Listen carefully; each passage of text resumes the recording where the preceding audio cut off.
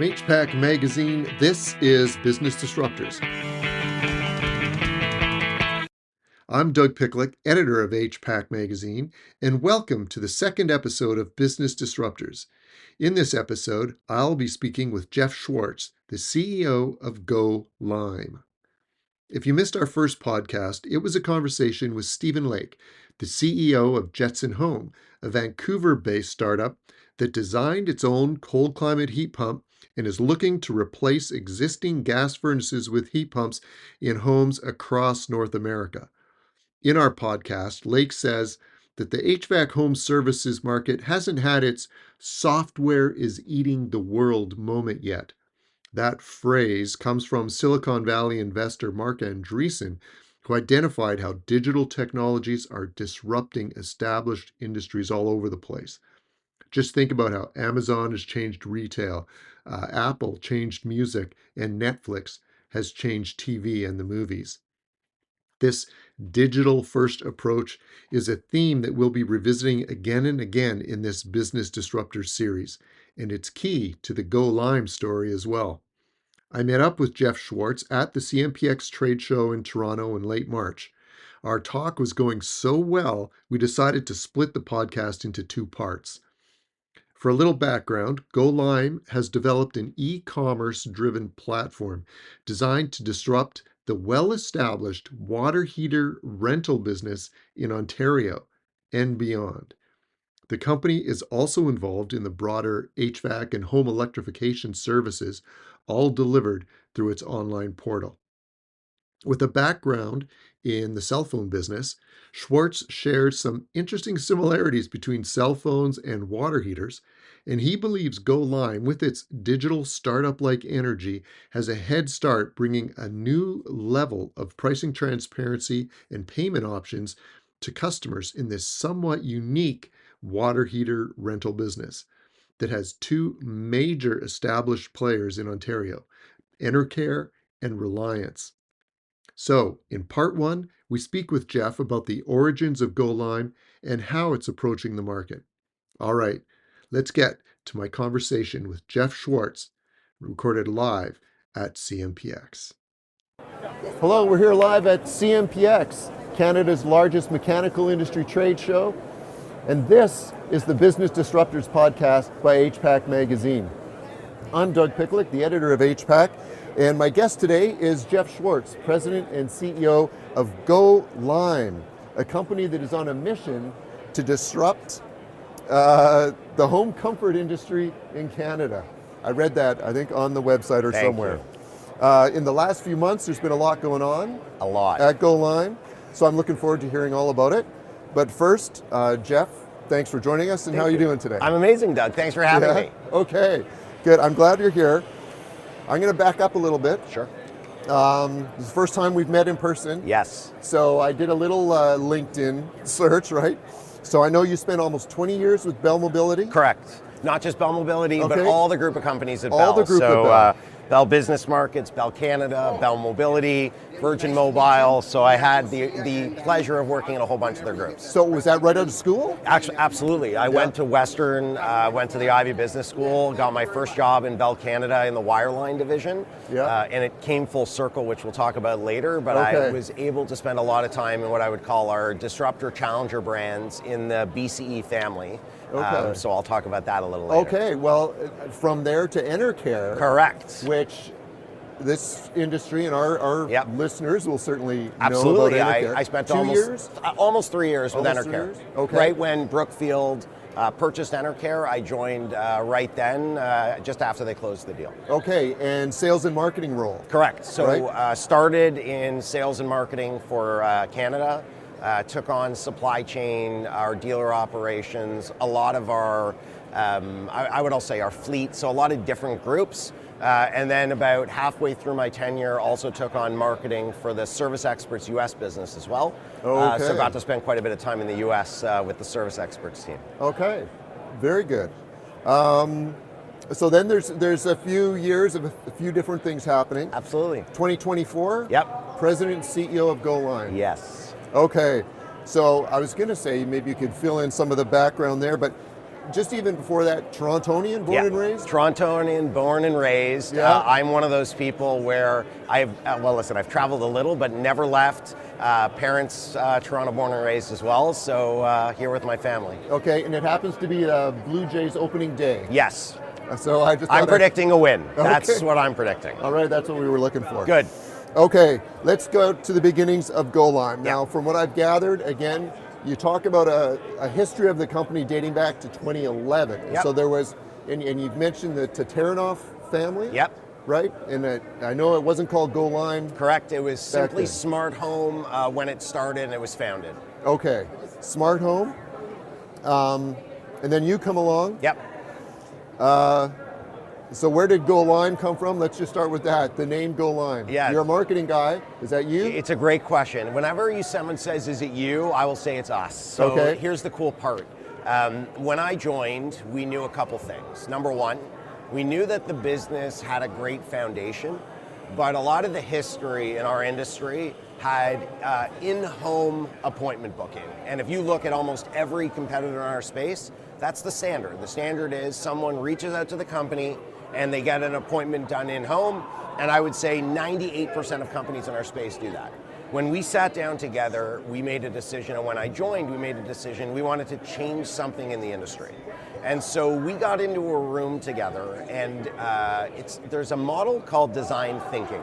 Okay. And so there's a company out of California called IDEO, I-D-E-O. Yeah. So I was the facilitator, I won't lie. But the facilitator plays an interesting role because their job is to lead the conversation, but not actually be the person answering. We brought in people from frontline call center, technicians.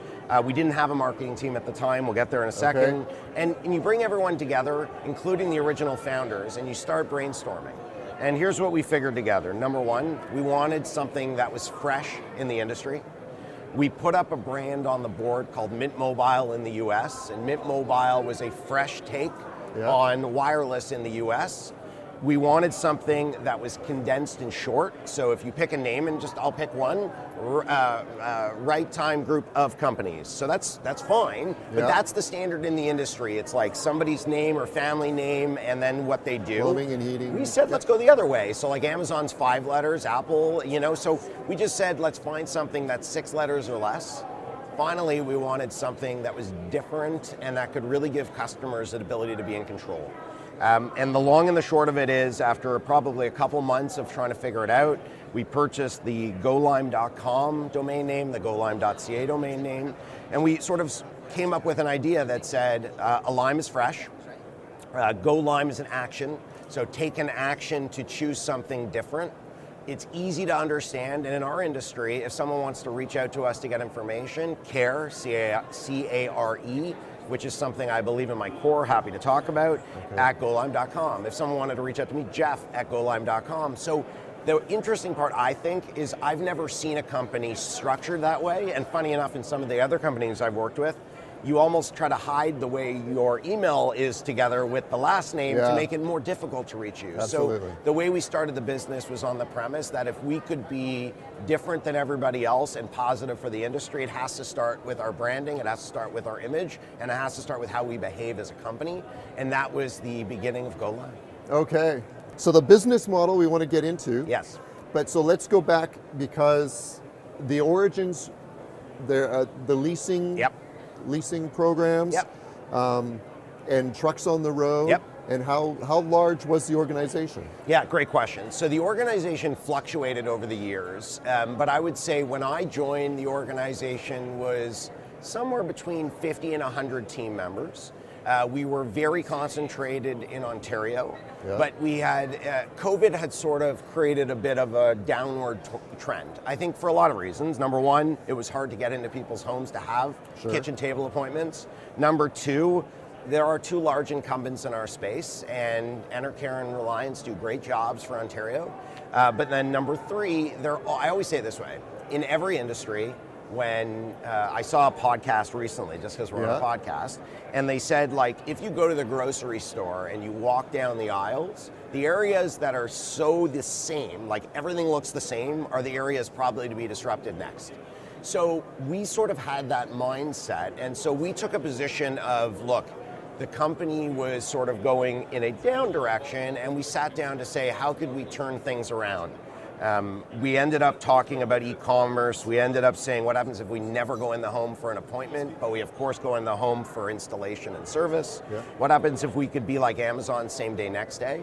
What happens if we could create a website that was good enough to accommodate both a leasing option and a purchase option for customers, but much more transparent than what the industry's seen? And that took many months to fine tune, many months to figure out. But the other part we started to hear from our employees is the sentiment of what we were building resonated at their core. Now, some of the folks did leave. We had some, high earning salespeople that were used to that other model, and they went to our competitors. And it was actually a blessing in disguise because it ripped the Band-Aid off much quicker. Doesn't mean that they're not amazing human beings. And by the way, the in-home appointment model will not be going away. But I still go back to, there probably is a need, and I know Nathan's joining you later. Yeah. Two of your guests are now in this digital ecosystem, and I'm a big, strong proponent that almost everyone I know shops online for things that they need. Almost everyone I know in the US is starting to think about buying a car online. Yeah. I know the VC firm that backed Clutch. Like, you start to see these businesses emerging. 5 years ago, people would say, if you want to buy a car, you are not buying a used car online. And Clutch, I think, sells hundreds and hundreds and hundreds of cars a week without seeing the car, driving the car, touching the car. So it goes back to the model, and we went all in on this idea of can we actually get this off the ground? Okay. So just going back, the leasing, to be in the leasing business, you need to have, you're almost a bank, aren't you? Yeah. I mean, you need to have good financial backing. Yeah, so you need to have a tremendous amount of capital, and we'll talk about where we are today, but that's always the issue. If you're competing against a Brookfield who's backing Enercare, I assume money is no object. And I'm saying I assume, I'm not there. But I would say the hardest thing in any business at scale, I always like to have telecom analogies. So if you go in to buy an iPhone and you pay $2,000, you will pay $2,000. But if you go to the carrier in Canada, US, and you're paying $20 a month, someone's paying right up front $2,000, and it's not the customer, it's the carrier, and so, or the financing company. So our point was always, we wanted to become bigger than who we were, but it requires, back to what you said before, when you have founders that are either bankrolling it themselves, or you're reaching out for debt financing, and as we all know, since COVID, interest rates have gone up. It's hard to borrow money. And when you're building any business, the early years are the toughest. So to be able to get enough capital at scale, the biggest problem I always say in our industry is if the phone rings, if the email you get an email, if you get a text message, if you get a e-chat and someone's reaching out, or an online order, which I'll talk about later because that's been the most amazing part to me. You have to do something. So at Amazon, there's no situation where the product didn't come. So that's how we underwrote the business, and we quickly realized we needed a partner to help us grow, because when you're a dozen, 50, 100 sales a week, it's not a big deal. But when you're multiple hundreds and hundreds and hundreds of sales, back to the iPhone example, and the equipment here at CMPX, nothing's inexpensive. So when you add the price of those things times hundreds of customers a week, and you start to look at how much money are you either borrowing or how much money you need to have, you quickly realize in order to survive in a long-term rental business, in a leasing business, no different than a car, you have to have the capital up front in order to put against the offering, and we quickly realized that we need a partner to help support our long-term growth. So honestly, that was the hardest thing when we started, is you're always running out of money. I mean, you came into this business, did you invested, or you were a partner from this business? So when I came into the business, I was a partner in the business, but we also had an incredible financial arrangement with banks and other lenders that help support the growth. There probably are entrepreneurs and investors in Toronto and everywhere that are willing to invest, but again, if you do the math quite quickly, it's a significant amount of money. And we're lucky. We have quite a few internal shareholders in the business. Many have been here a very long time. Quite a few here with me today. Okay, great. And those people have believed in the core offering of the business since day one. I think they believe in it more now because of, you said it before and you found me on LinkedIn. every person that wears a Go Lime t-shirt, every person that actually stands with a customer, every person in our office has had a different mentality shift. And I mean it because I'm not going to say all people, but not every company in our space stands up and says at a party, I work for X. Yeah. That was actually our litmus test. So when we rebranded, when we grew, and eventually when we sold the company, we actually did the litmus test and we said to people in our team, how many people across the team are comfortable selling our products and services to their parents, grandparents, siblings, and best friends? And very few hands went up backwards. And frankly, that's normal. I've seen that in many industries. When we do it now, it's not fair to say every hand goes up, but I'm telling you, almost every hand goes up because there is something for everyone. And again, that's to me how you start re-architecting a business, because I had a call here yesterday from a friend that owns a restaurant and I was the first call. And for the record, I don't get any satisfaction of getting those calls at dinner because it's worked for me. The reason they call me is they know that the price is fair and they also know that we're gonna come same day, next day. It happened to be next day today because it was dinner.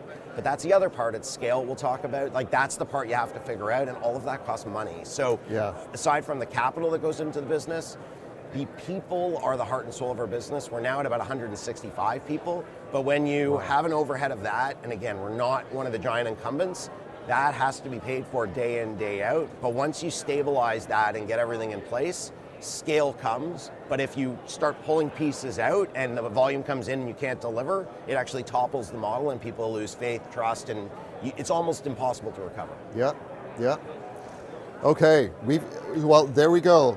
So I was just, how many trucks and technicians from 2024 till now? Yeah. You've had some incredible growth, yeah? Yeah, so now we're at approximately 15 of our own internal company vehicles. Okay. We're putting in an order shortly for more vehicles, and a lot of those vehicles are just some of our folks that are, we are starting to do, and we'll talk about the Simply Green portfolio, but maintenance visits. A lot of our customers have started reaching out, and so we're doing a lot more proactive truck rolls, so we need more vehicles to get out. So we're at probably about 40 to 50 people now in our technical operation. That runs out of, we have about a 10,000 square foot warehouse in Concord, and that's a bit of our hub that we bring in and out. We have amazing partners, many of them are here. Okay. So we work with Wolseley's and Mitzair, and we work with a lot of partners that help us run our entire territory. Okay. That warehouse is our sort of hub and spoke, and you can see our trucks all over the place, but our employees coming in and out. Our head office, we're now in 20,000 square feet, so we've tripled our head office space in the last 12 months, and we're at about 125 people with space to grow to about 250. Okay. So we'll talk about that. One of the decisions we've made is we're vertically integrated everywhere. And so we try to run everything through the organization vertically. And what we find is it gives us not just control, but it gives us oversight and it gives us an ability to see. So in my office, I can walk out of my office and I can be sitting with someone who's in customer care.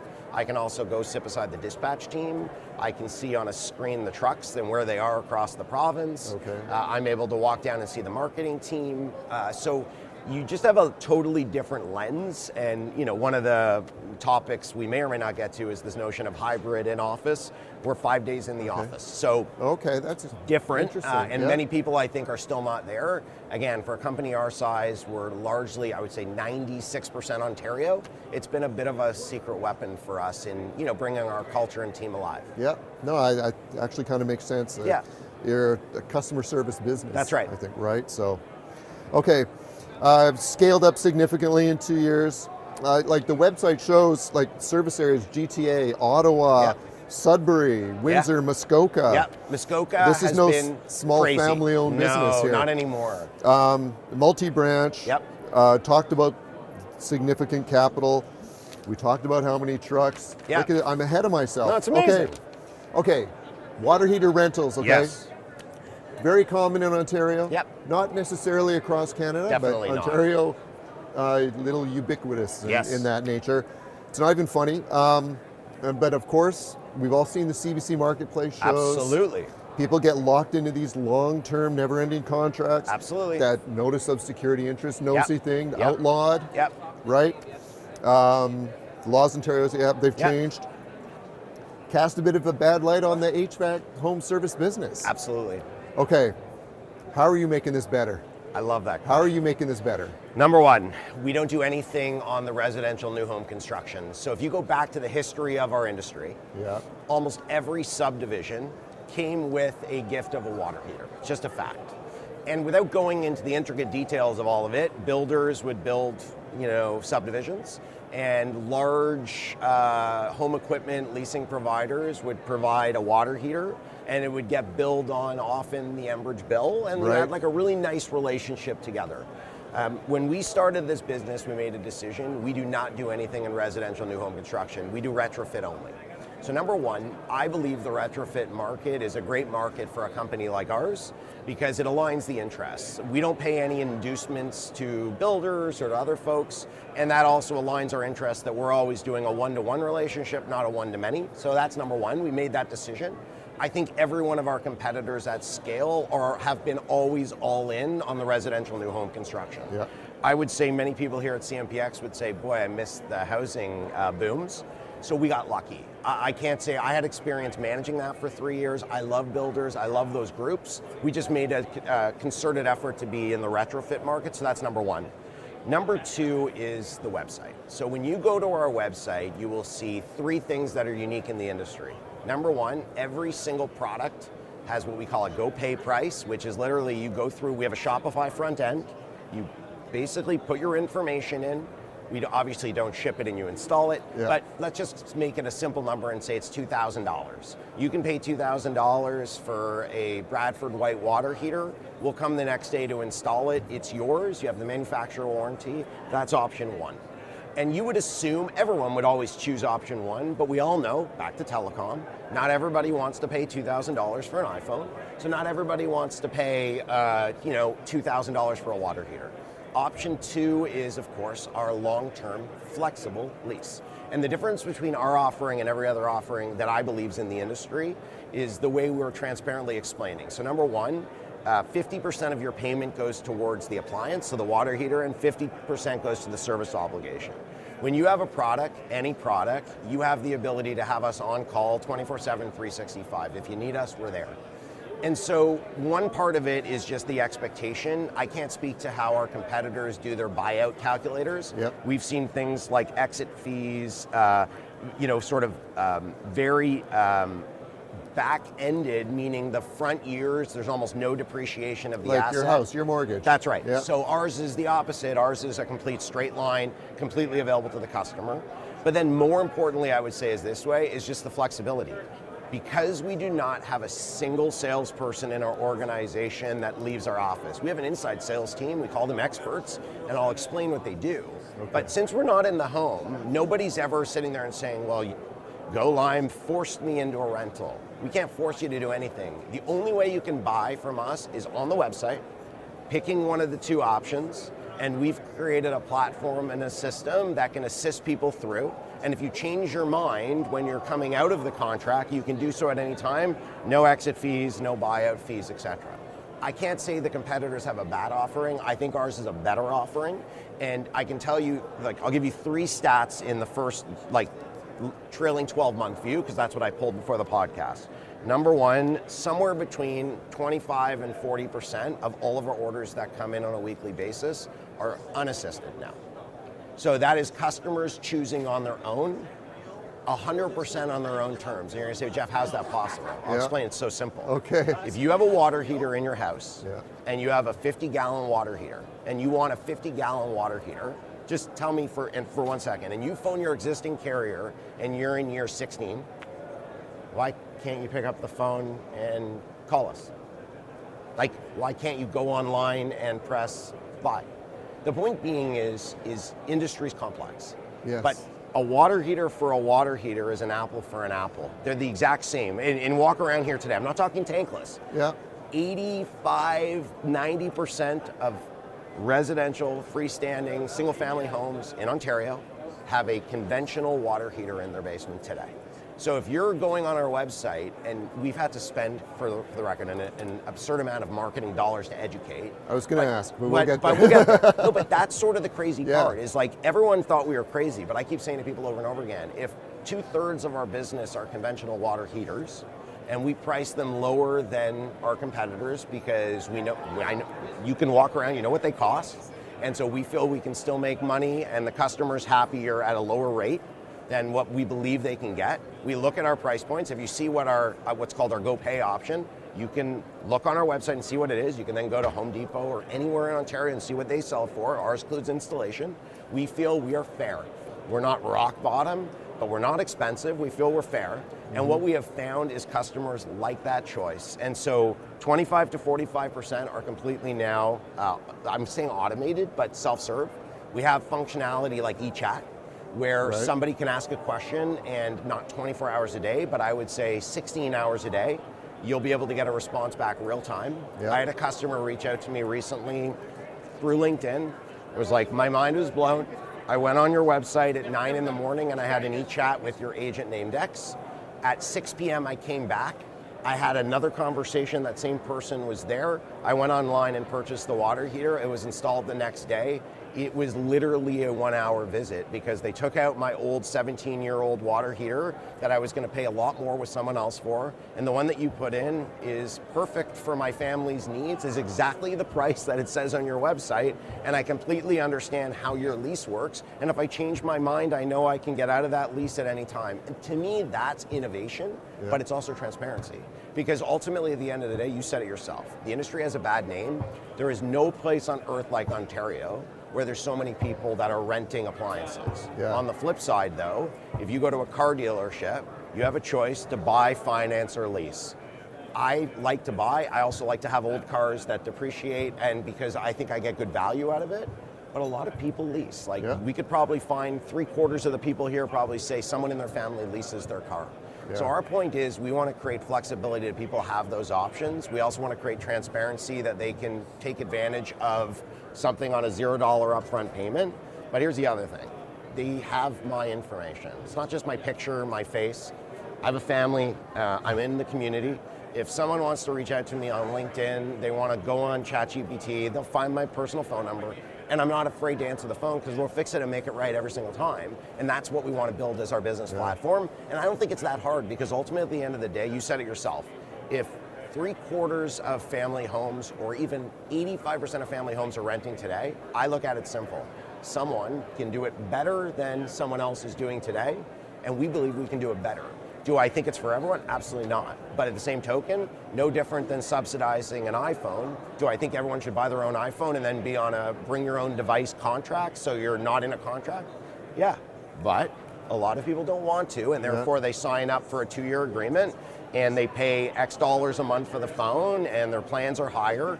It's an ecosystem. And so I always say it this way, but if you give people the choice, I had always believed in my heart that there is a model where you don't have to have 100% rental. You also don't need to have customers walking away confused, and you don't need carbon pieces of paper left behind that are 3 pages long with a whole bunch of terms that no one understands. You file it away, and then you don't know where it is. So we're 100% digital. We're 100%, doing what we say we're doing, and I personally stand behind that, and I will always stand behind it. But even if a customer changes their mind, and we do let customers down once in a while, our team does fix it. Worst case, I make sure to help the team to make sure we always fix it, and that's who we want to be in this industry. Okay, that's good. Go ahead. You promote transparency, right? As a key differentiator. 100%. And by the way, there's nothing more transparent than a website having both prices there with all the terms and conditions available on the website. And I'll give you a point. In our industry, there is no different than Netflix to internet. There's something called an annual escalation. Doesn't mean every year you get one, but the price can go up on an annual basis. Our point is someone comes to our website, it says right on the website in the FAQ, that's absolutely the case. Our folks share that, and I'll say you the exact example really. Are we doing it every year? We don't have to, but the point being is this. Minimum wage goes up. We have internal people that work for us, and those internal people live in Toronto, where we all live. I always say to someone, if you have a $20 a month or a $25 a month offering, half of that goes towards the service offering. I can stand behind 100% of the time when I look at my payroll and I'm sitting and looking at everything we do. One of the ways we bring the transparency is exactly that. Our call center, 100% of every single person works in the office that I work at. They work in DVP in the 401 corridor. our rent is high. And so often what I say to people is like, our terms and conditions are there, but also the flip side is if someone says, you know what, this isn't for me, switch. Yeah. You can go ahead and switch. You just have to obviously pay the difference of what's gone down on a straight line and what the original price was. And customers often will say, you know what, I still don't want to do that. That's okay then, still stay. But if you explain to someone that something goes up 20 cents, 50 cents, whatever it is in a year, they're actually not that upset. And by the way, every single subscription that you have in your house and I have in my house, Yeah. I think Netflix happened twice this year. So the point being is I'm not trying to actually say that can't happen or won't happen, and that's part of the problem in the industry. If you sell something to someone, they don't understand it, and that's the issue I have with the entire industry. Yeah. Someone gets, and I'm not picking on an industry, but someone signs up for something and there's 12 months of 0% financing, but they forgot to tell you in the 13th month you go to a 14.5% rate. That person may have no idea what's about to happen when they just purchased $500 of equipment, which was $40,000 in their home, and the first year was $300, and then year two it's now $650. Like, so that's back to what I was saying before. I can't stand behind any of those offerings, but I 100% of the time can say to someone, go to golime.com, you pick what you want. If you're not happy, don't buy. Like, that's the platform. We can talk about B2B after, but the thing that I love is I don't know how best I could explain our offering other than it's there for you to pick yourself, and there's not one price missing on the website. If you find a price that's missing, please call me, because I don't know how you could buy the product. It has to go into Shopify.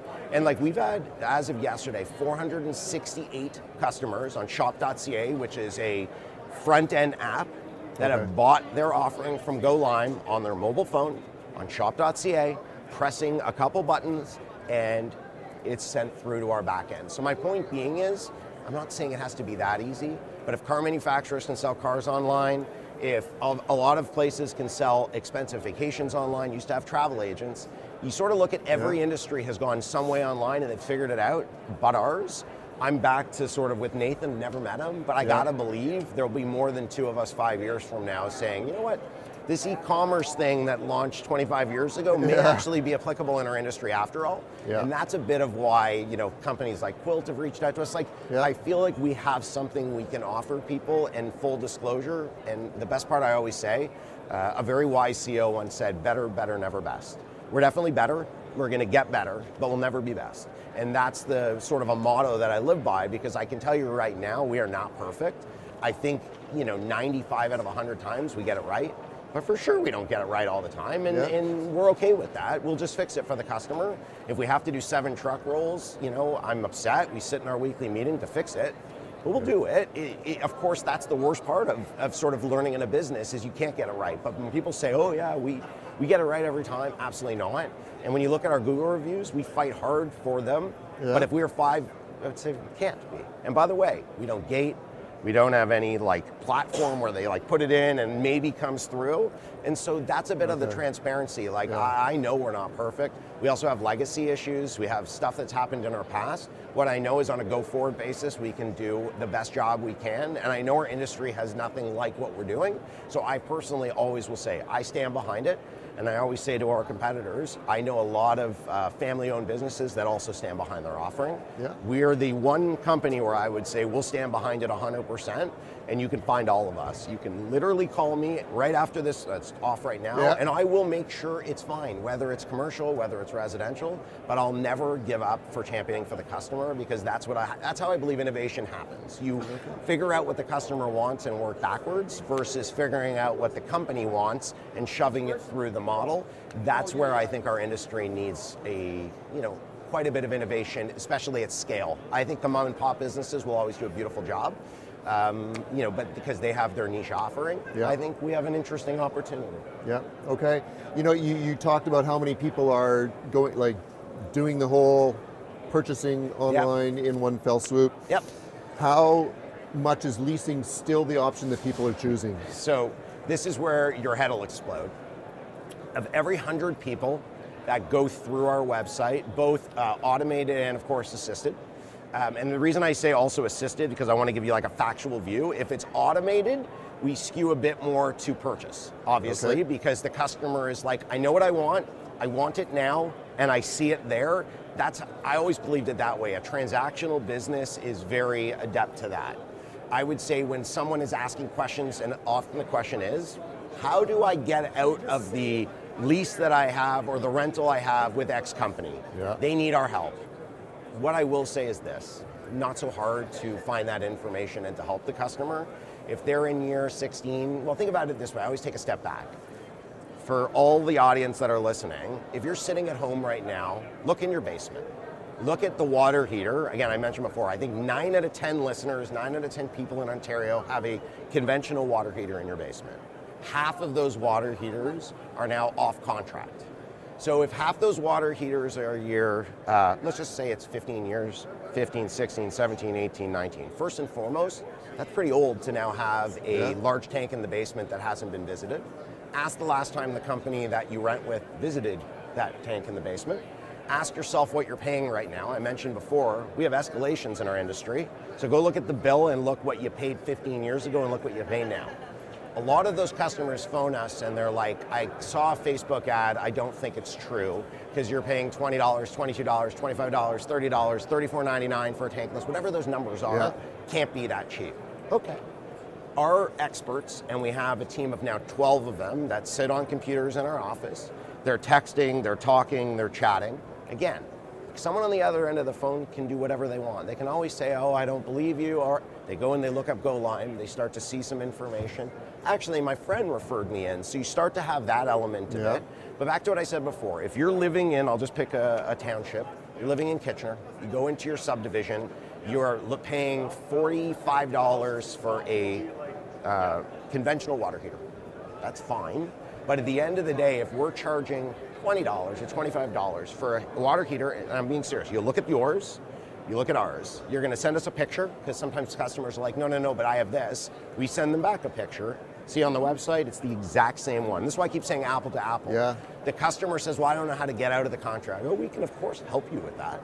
So the point being is that I think like back to sort of like educating people, our success rate on educating someone who is renting, they want to stay renting. They do not want to pay $2,000. That's why they haven't done the self-serve option. They want to stay renting. Yeah. But if you're paying $45 and you can pay $25, a lot of them sit there and say, I just don't know how to do it. That's what I was saying. So if you take that together with our online, 3 out of 4 customers are still going in a long-term flexible lease with us. Okay. 3 out of 4. Now, back to what I said before, if 90% of people in Ontario rent a water heater, let's say it's 85, you can find the stat online, it's pretty close.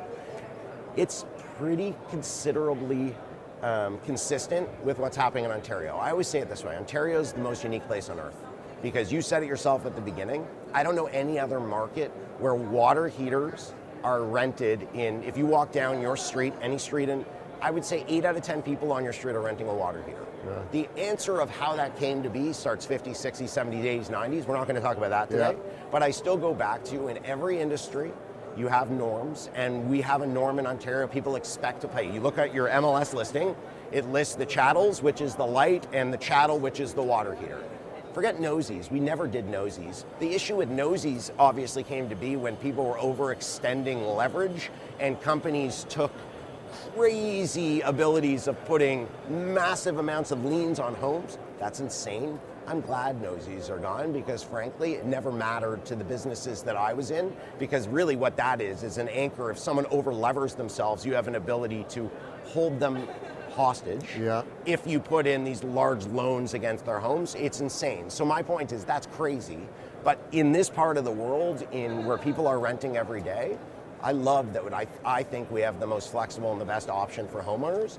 And if everybody wanted to buy, guess what? We have a platform that gives them to do it, and they can do it every day. I love that we are starting to see people make that choice, because I never in my wildest dreams, if you asked our team, what were the odds 2 years ago when we sat in a boardroom of people buying online? Everyone in the room would have sat and sort of said, probably 0. My point being is, I actually was not sure either when we started. But what I know now, and when I spoke to someone in Toronto that was like, and I have it on my text, the best. Jeff, just so you know, I have a tankless from GoLime. He bought it over the phone with one of our inside experts. This friend of his bought it online. He wrote me a note and he was like, it was identical to how you described it, both on a LinkedIn, on a podcast. Every single thing happened the way you said it would. And that's why I'm saying it's changing an apple for an apple. I'm not going to tell you that you should go to our website, go buy an entire furnace, air conditioning, and just have us come sight unseen. That model's not there, and we don't proclaim to do that. Do we have people that buy furnaces all the time? Yeah. Do we have to get some images, and do we have to get some things? And in some cases, we will do a pre-inspection too if we had to, because we're never going to sell something to you when you reach out to us if we're not sure. But I can tell you, we have had people in Toronto order a furnace, the exact same model they have, they sent an image in, we come out with our truck, we swap it through, they're paying way less than they were before, and they're like high-fiving our installation team when they leave. Okay. To me, that's innovation, but our bread and butter, as I said before, is water heaters. Yeah. We did a solar project, I said before the cameras went on. We can talk about some of that too. That's the fun part of like our better sustainable living, but that's what we're building out as far as like I'll call adjacencies as we grow. And the reason why, I always say the same thing. You're a homeowner, everyone in my street's a homeowner. If you trust the person that did work in your home, the likelihood of you going back to them again and again is very high. Yeah. You do something incorrect or you do something that is favorable to the enterprise and very unfavorable to the customer, guess what? You're not doing it, and I'll leave you on this note before the next question. I hire people I trust. In work, in life, you know, if a friend recommends a restaurant, I go to the restaurant. I didn't go to Open Table to look at the reviews of every restaurant. I just didn't do that. Yeah. So my point is, what I love, the vast majority of our activity in the marketplace is a combination between brand awareness through digital media, which I think we've gotten pretty good at, and then word of mouth. And that's my favorite part of everything, because I was at a dinner last night and it was incredibly humbling, but almost every person in a 100-person room that came from right across Ontario knew who we were. If someone were to say to me 2 years ago that Go Line would be a brand that people have heard of, I would say that would be really cool. Listen, that's a bit part of the journey, so sometimes that's the part that you sort of can't believe. How many people know who we are? Now our job is to actually deliver, execute against that vision. So a year from now when we show up again, people are like, you guys said you did it, and you continue to do it, because people can always challenge. With scale comes challenges. My point is, let me be very clear, we're at 100,000 customers, the incumbents have 3.5 million. You tell me who's at scale and who's not at scale. We're subscale. Okay. So that's always what I say, and it's not out of disrespect. I just say always, if there's two big guys and there's a lot of little guys, the best industries with disruption happen in exactly those industries, and we hope we can be a part of that. Yeah, okay. Well, so from the beginning, go-to-market strategy, digital first. Yes. Almost digital only. Yes, like, right? Actually, pretty much. Heavy with the online programmatic. Yes. I mean, I put water heater in Google, and That's then right. I start seeing Go Line That's ads. Right. So, and you're very creative in your social media applications as well. I'll seen. tell you at the end, that's all our team, but I got to tell you about that. It's good. It's clever, and it's good. I heard a recent radio ad as well. Yeah. Go Lime, go Lime, Okay. go Lime. So, I don't want to like a ballpark marketing spend, but even as a percentage of your something, like marketing, you're spending a lot of money on 100%. So we probably have tripled our marketing spend. Now we're in the millions. So obviously it's not a small investment. Here's what makes us unique. And this is where I always say, like someone said, what's your superpower? Nate, who leads our marketing team, has about 8 people now in-house. We have 2 internal content creators. They do all videography, photography. I invited them down here, like, we're too busy doing other stuff. We have search engine optimization. We have a Google expert. We have a Meta expert. We now have 2 graphic designers. And here's like the coolest story. When I joined Go Lime, there was 0 people in marketing, not 1. I'm a sales and marketing person by trade. I love that because you know what? It was like blank canvas. We put an ad in four universities. We hired 3 students on a co-op, paid co-op, from Waterloo, 1 from Humber College. The 3 at Waterloo went back to school as co-op. The Humber College graduated. Amir has been with us since day 1. He's now our senior graphic designer. Everything you see is done internally. Okay. So first question, do we have an agency? No. We don't have an agency. Next question, well, how do you film? We built a production studio in our office with green screens, with equipment, so every one of those commercials and things you see, filmed in-house. In December, because it was the last information, we did 800 separate campaigns, both through programmatic and digital sort of execution, in every element, from billboards on the 401 with Rogers Media Okay. to potentially CP24 where we do some linear TV, but it could be 650 meta executions that go all over the place from a targeting perspective. That's done in-house by the folks that sit on the floor with me every day. So one of the things we have is we've taken a shot at people. So most people go to an agency, they'll spend, I'm just picking up a number, $1 million. You have an agency of record, they're doing some work, you might have a few internal people that are guiding the work. I will say it this way, I would love to tell you that everything is perfect. It's not. We go really quickly. We try different things. We give our team the autonomy to win, to fail. But what I mean by fail is something works, it doesn't work, they try something different. So back to what you said before, those radio ads are done by our team. Those jingles are done by our team. Those Facebook ads are done by our team. They're shot by our team. The LinkedIn stuff that you said about me, I do it like this. There is no script. No one writes anything for me. All the content you see on LinkedIn, I write myself. There's no GPT, there's no agents, there's no writer, it's all me. And the team that's doing the videography sits 35 meters away from me in an area, and they're constantly putting out content. That's why they're content creators. Do I think we're gonna have to hire more? For sure.